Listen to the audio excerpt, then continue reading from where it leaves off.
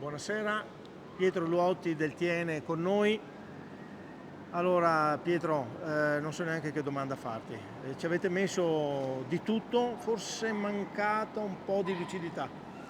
Ma secondo me non ci abbiamo messo di tutto. Se ci avessimo messo veramente tutto, tutti noi stessi, la partita avrebbe avuto un altro risultato. Dal primo all'ultimo minuto siamo mancati dal punto di vista del gioco, dal punto di vista dell'atteggiamento, abbiamo avuto un po' di sfortuna certo, Sì. però a volte la fortuna che ti serve devi anche creartela e questa sera non ce la siamo creata. Ci siamo focalizzati troppo sul voler dare a tutti i costi la colpa a un arbitro che volente o nolente Sì, può sì, sbagliare, ma certo, noi certo. dobbiamo pensare a noi. Sì, sì, sì, sì. No, infatti, dopo, riguardando anche un attimo il tabellino dei gol, la prima rete vostra è arrivata a 5,38 con due pali, rimbalzata la pallina proprio lì vicino alla riga, proprio sfortuna si può anche dire.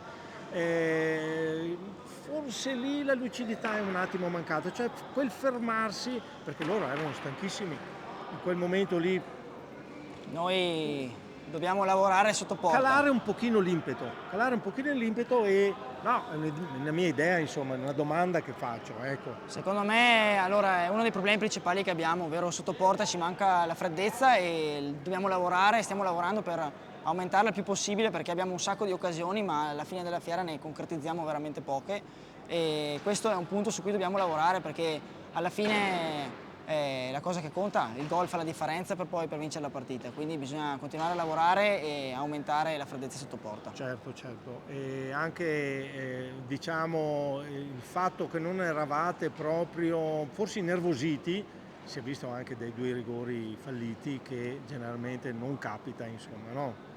Difficile che capiti proprio due rigori sbagliarli, insomma.